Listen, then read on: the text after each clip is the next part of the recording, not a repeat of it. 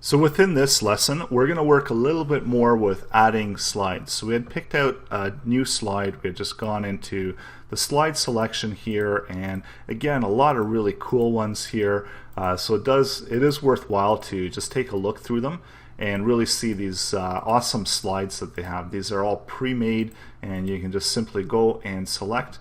And then just here in the description, take a look at what is available here. So this one's got 5 text lines. So if you do have content that's going to encompass all 5 of these text lines, then this might be a good one. If you've only got kind of like a limited message that you want to send across, maybe one sentence, maybe this one isn't the one for you. But if you've got a bunch of bullet points that you just want to really hit out, so again, take a look at these descriptions until you get really familiar with these all these different slides.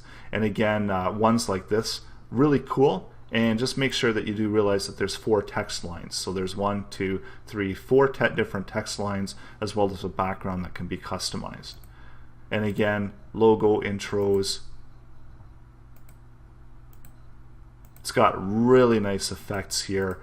So we've picked out one that was fairly simple and just added that in. And this one only had the 1 text area, which is going to be displayed here in the bottom. And again, we've got the ability to customize the text color as well as the effect. So usually I like to put some kind of background in the text just to highlight it a little bit better and have it stand out. So this is fine, the location is fine. And here we've got images. So what I did is I went to the gallery and I went down to these example graphics. And then this is the VideoMakerFX logo, so I'm just going to use that because we're actually talking about VideoMakerFX within this video, so it's a really good one to be using. And then also we have an option to customize the background. So again, we can browse to a file. So if we had a really cool background that we wanted to use and we want to implement it, we could do it that way. But unfortunately, you see that this comes out here, so you might or might not want to use this background. You might want to use a more solid background because you can see this one's got a lot of these dots, and then this area kind of stands out. But again, it's up to you how you want to use it. And then going into shapes, so you've got some options here for the different shapes. And then again, you can pick different colors for them. And this shape here, sometimes it's not exactly evident where the shape is. So you might have to do a little bit of looking around and saying, okay, well, you know, this is that shape. And then this one here is probably this background shape here, but we'll just take a look and we'll see that, yeah, in fact, indeed, it is actually that background. And actually, I did like it white better. So we can also remove it. So what I was saying earlier, where if you've got a graphic, if it's a PNG file, and maybe you don't want that kind of border around it, that background around it, you can always remove out the shapes by enabling or disabling them. So just it's disabled, or you can enable it with a checkbox. So again, this was maybe something that you want to remove out, and as well as the background shape. I believe that this image isn't a PNG, so it's a full image. So again, we might want to just remove that out, because there would be really no purpose if we already had our background that we're using. So we're going to use all these dotted backgrounds.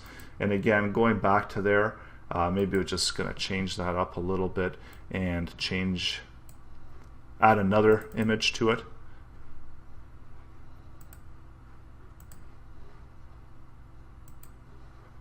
And again, there's a whole bunch of different options. So you can set the VideoMakerFX to the background. You can set the VideoMakerFX to this area, and depending again how you want to use it. And then you've got also that ability to shrink it and to move it around. So if you really want to kind of have this double background of it, you can do that as well.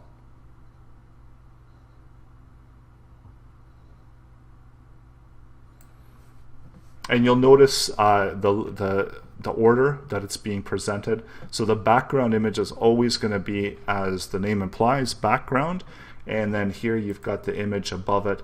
So this will give you a little bit of an indication of what the image is going to be. So all of these images that are floating over the background are just image areas, and the background is always the background image. And then here the shape BG is for the shape background.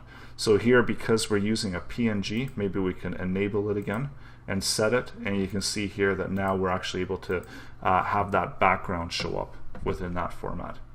And then again, animations. So if we want to quickly add in an animation, so we can go to animation 1 and we can have this spiraling effect, and we can add a whole bunch of different effects easily. Also, in addition to these animation effects, you've also got this background effect. So this is uniform across all the different selectable items here at the top, and these, if you notice, they're always going to stay the same. So when I do make a background effect selection, you see that it does do some coloring here around the outside, and in some cases there's more highlighting here at the top. So again, a whole bunch of options here to really customize what you're doing for the background effects. So you've got one there that's actually the globe, so that's kind of neat. So these are all default out-of-the-box effects, and that's why VideoMakerFX is a really cool piece of software, because you really have all of these things right out of the box, and you don't really have to look around for content on the web or spend a lot of time to really customize and use your own content. There's a lot of stuff pre-built into this software and makes it really powerful, easy to use, and you can literally create really cool videos. If you've got the text, you've got the message that you want to get across, and once you familiarize yourself with the software and all the different slides, it's just going to be as easy as literally minutes to pop out a video.